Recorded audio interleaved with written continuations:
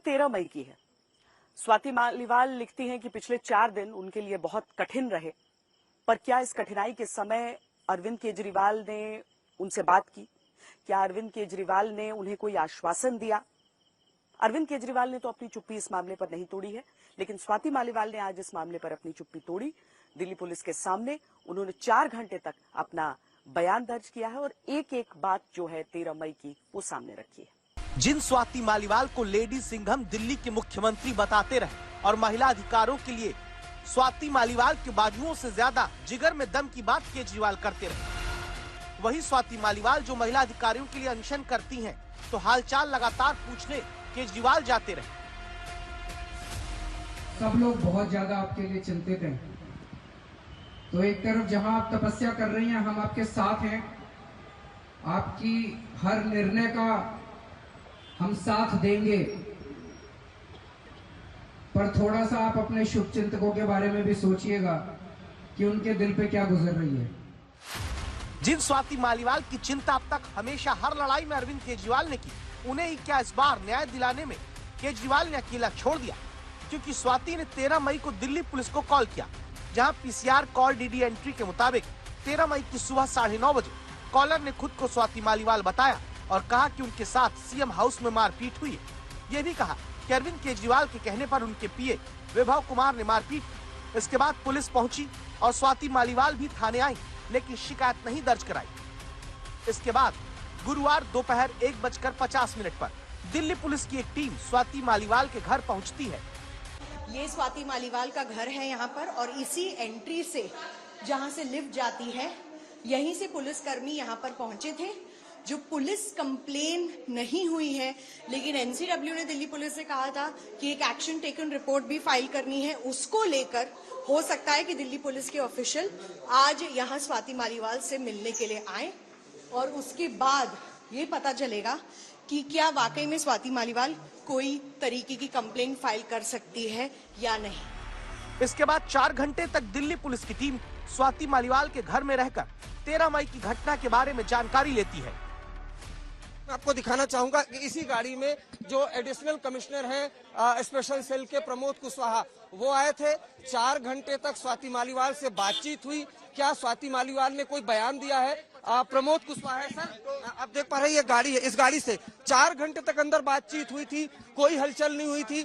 ये तीसरी मंजिल है स्वाति मालीवाल जिसमें रहती है, इसी में बातचीत लगातार दिल्ली पुलिस के अधिकारियों की चलती रही। जिस तरह से 13 मई को स्वाति मालीवाल ने कॉल किया था कि सीएम आवास पर विभव ने उनके साथ मारपीट की है, उसके बाद वो सिविल लाइन पुलिस स्टेशन गई थी और उसके बाद उन्होंने कहा था कि वो बाद में आकर रिटर्न कंप्लेंट दर्ज कराएंगी, लेकिन उसके बाद वो पुलिस स्टेशन नहीं पहुंची। उसके बाद 4 दिन बाद दिल्ली पुलिस के जो सीनियर अधिकारी हैं वो यहाँ पर पहुंचे थे।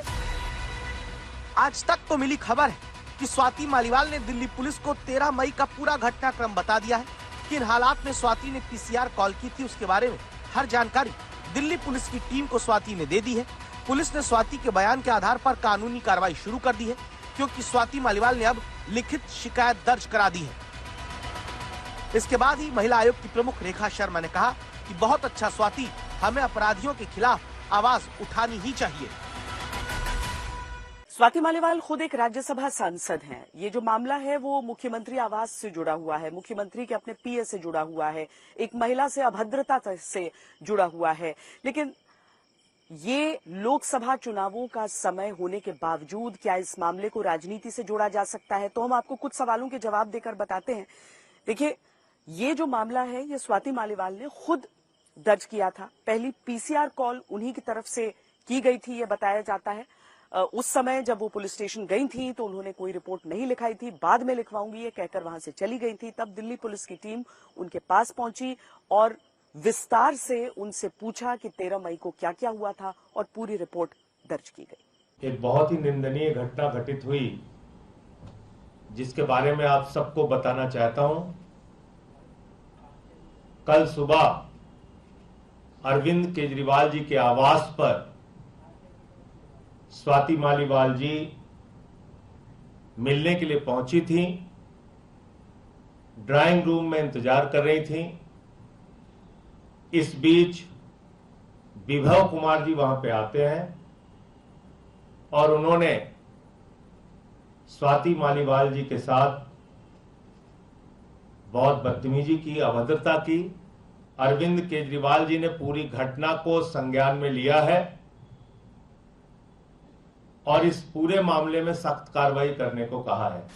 विभव कुमार जी वहां पे आते हैं। 14 तारीख को संजय सिंह ने खुद बताया कि देश की महिला सांसद स्वाति मालीवाल से देश की राजधानी दिल्ली में मुख्यमंत्री आवास के भीतर मुख्यमंत्री के पीए विभव कुमार ने अभद्रता की और संजय सिंह के मुताबिक केजरीवाल ने सख्त कार्रवाई करने का भरोसा दिया। लेकिन फिर क्या हुआ, अब इस वीडियो को देखिए। जब अरविंद केजरीवाल और संजय सिंह समाजवादी पार्टी के साथ साझा प्रेस कॉन्फ्रेंस करने के लिए लखनऊ पहुंचते हैं, तो जिस शख्स के खिलाफ संजय सिंह के मुताबिक सख्त कार्रवाई होनी चाहिए थी, केजरीवाल के वो पीए विभव कुमार संजय सिंह और केजरीवाल के साथ ही नजर आते हैं। इस वीडियो के साथ अब आप स्वाति मालीवाल को रखते हुए सोचिए कि ये कोई किसी पार्टी का अंदरूनी मसला नहीं है, ये एक महिला सांसद के साथ सीएम आवास में अभद्रता और मारपीट का है, जहां महिला सांसद ने अब खुद ही विभव कुमार का नाम लेकर पुलिस को शिकायत दी, जहां संजय सिंह खुद मानते थे कि स्वाति मालीवाल के साथ विभव ने घनघोर आपत्तिजनक हरकत की। उन्हीं विभव के खिलाफ एक्शन लेने की जगह केजरीवाल साथ लेकर चलते हैं, तो क्या सवाल नहीं पूछा जाएगा? एक मिनट बात करेंगे प्लीज, आप विभव जी से बात करेंगे। सर एक बार बात करेंगे सर। विभव जी, सर बात तो आप जवाब तो दे दीजिए सवाल का। विभव कुमार जी, सर शीशा नीचे कर लीजिए एक मिनट सर खाली। विभव जी कुछ बोलेंगे आप? स्वाति मालीवाल ने जो आरोप लगाए हैं आप पर, सर जो आम आदमी पार्टी के नेता हैं संजय सिंह, उन्होंने भी जो है जिस तरह से कहा, कुछ कहेंगे सर आप? विभव जी को आप देख सकते हैं यहाँ पर मौजूद हैं, लेकिन अभी फिलहाल किसी भी सवाल का जवाब नहीं दे रहे हैं, बल्कि जो शीशा है गाड़ी का उसको भी नीचे नहीं कर रहे हैं। जिस शख्स पर आरोप है उसे अरविंद केजरीवाल साथ लेकर चले और अपने पीए पर लगे आरोपों पर सवाल पूछा जाए तो केजरीवाल माइक सरका देते हैं। बीजेपी इसे शर्मनाक कहती है, आम आदमी पार्टी सियासत। अरविंद केजरीवाल घबरा से गए, हवाइयां उड़ गईं, उनको समझ में नहीं आया मैं क्या कहूं, और संजय सिंह ने तुरंत माइक अपनी तरफ लिया और अनर्गल इधर उधर की बातें करने लगे। पहलवान बेटियां जब जंतर मंतर पे लड़ रही थीं न्याय मांगने के लिए, तो यही स्वाति मालीवाल जो महिला आयोग की अध्यक्ष थीं, रात में उनके समर्थन में गई थी, पुलिस के लोगों ने घसीट के मारा था। 2015 से विभव कुमार अरविंद केजरीवाल के निजी सहयोगी हैं, जिन्हें अरविंद केजरीवाल की परछाई तक कहा जाता है। बताया जाता है कि केजरीवाल के खाने से लेकर दवाई तक का ख्याल विभव कुमार रखते हैं। केजरीवाल जब जेल गए और जेल में मुलाकात करने वाले लोगों का नाम देना था, तो पत्नी सुनीता के अलावा अगला नाम केजरीवाल ने विभव कुमार का ही दिया था। उन्हीं पीए पर जब आरोप महिला सांसद से बदसलूकी का लगा, तो सवाल बीजेपी पूछती है। It is surprising, in fact shocking, that Delhi's Chief Minister Shri Arvind Kejriwal has not spoken a word about his party Member of Parliament Rajya Sabha, Swati Maliwal, who was misbehaved with, beaten up in CM's residence, and she's called up the Delhi police. And the CM has not even acted or responded or spoken about it. आरोपी विभव कुमार को अब राष्ट्रीय महिला आयोग ने पूछताछ के लिए शुक्रवार को बुलाया है। दिल्ली पुलिस भी स्वाति की लिखित शिकायत के बाद आगे की कार्रवाई में विभव को पूछताछ के लिए निश्चित बुला सकती है। दस्तक देता सवाल यह है कि क्या अरविंद केजरीवाल अपने पीए के खिलाफ कोई एक्शन लेंगे। अरविंद केजरीवाल अभी तक बोले नहीं हैं। संजय सिंह एक बार बोलकर अब सवाल के बदले सवाल पूछते हैं। मल्लिकार्जुन खड़गे इस सवाल को टाल गए, लेकिन प्रियंका वाड्रा ने आज इस मामले पर कहा है, अपनी बात रखी है और कहा है इस मामले में इंसाफ की उन्हें उम्मीद है।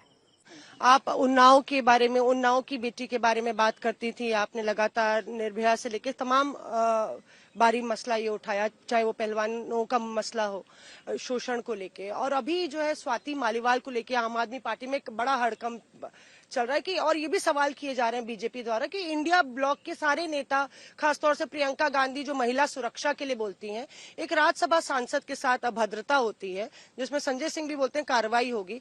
आज भी जो जिन पर आरोप लगा है वो समाजवादी पार्टी के दफ्तर में मौजूद थे अरविंद केजरीवाल के साथ। तो आपको लगता है कि साझा, उन्होंने, सॉरी क्योंकि मैं यहाँ रही हूँ तो मैंने ज्यादा देखा नहीं है, अभी तो कोई कार्रवाई नहीं हुई है। लगातार उन्होंने दिल्ली पुलिस में भी कॉल की थी और वो राज्यसभा की सांसद है, सीएम आवास में ये होता है। तो बतौर इंडिया ब्लॉक के पार्टनर के तौर पे आपको लगता है? सबसे पहले किसी भी महिला के साथ अगर अभद्र व्यवहार हो, कोई भी अत्याचार हो, तो मैं उस महिला के पक्ष में ही खड़ी हूँ और बोलूंगी। और मैंने ये, चाहे हमारे प्रदेशों में हुआ है, चाहे हमारे आसपास कुछ हुआ होगा या कहीं और, तो मैंने हमेशा यही स्टैंड लिया है सबसे पहले।